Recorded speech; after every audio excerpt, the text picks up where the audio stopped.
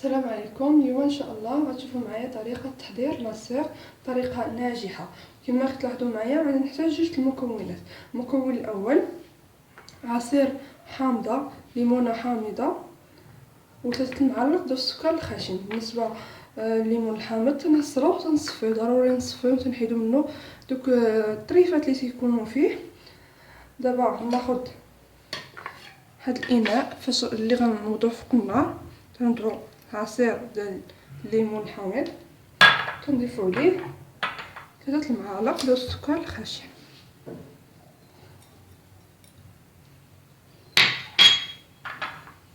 كنحركو مزيان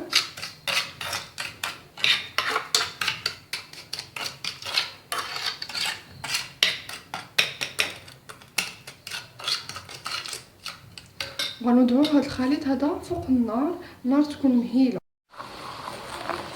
كما تلاحظوا معايا انا وضعت الخليط ديالنا فوق النار. النار خصها تكون مهيله ما تحرك، كنبقاو نحركوه بحال هاد الشكل هذا.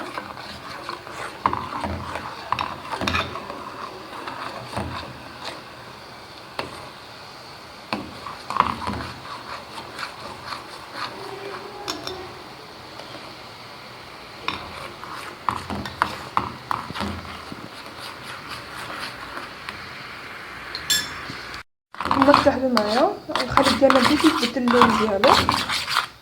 كناخذوا هنايا وضع اناء حدايا تنجربوا فيه ونشوفوا النتيجه اللي حصلنا عليها. تلاحظوا معايا الا حسيتوا بالخليط ديالكم يعني تكراميلا بزاف تربطوا وتشوفوا النتيجه اللي حصلتوا عليها، باش ما تخليوش الخليط ديالكم كيتحرق. نشوفوا باقا سخونه، نتسناو عليها تبرد.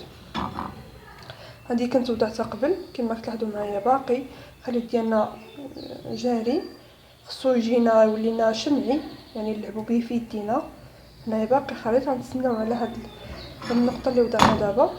كما تلاحظوا معايا طفيت النار باش ما يتحرقش ليا الخليط.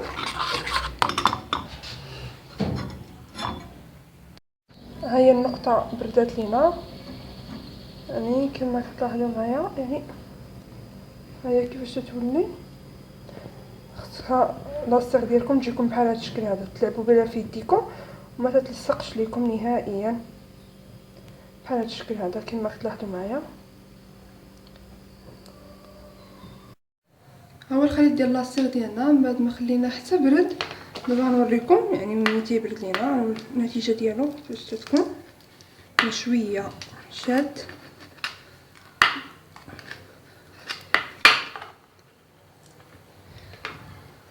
هاد الشكل هذا.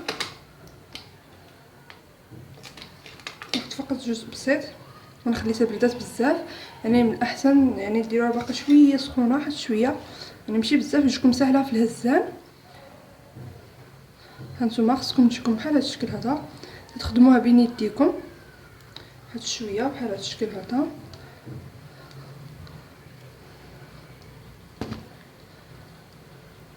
كما تلاحظوا معايا تنبقى نخدم بها بيديا حتى تاثر بالحراره ديال الايدين ديالي.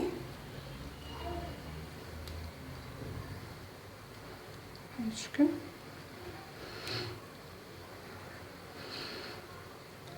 نبقى نخدمها حتى تولي بحال هذا الشكل هذا، لينه شويه باش تجيني سهله في الخدمه. انا نجرب لكم على يدي بحال هكايا نديرو كما تلاحظوا معايا.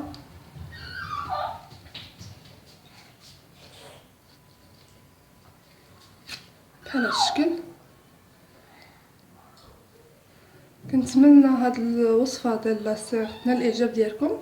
الا عجبكم الفيديو عملوا لايك، بارطاجيو الفيديو مع العائله ديالكم والاصدقاء. الى اللقاء مع فكره جديده.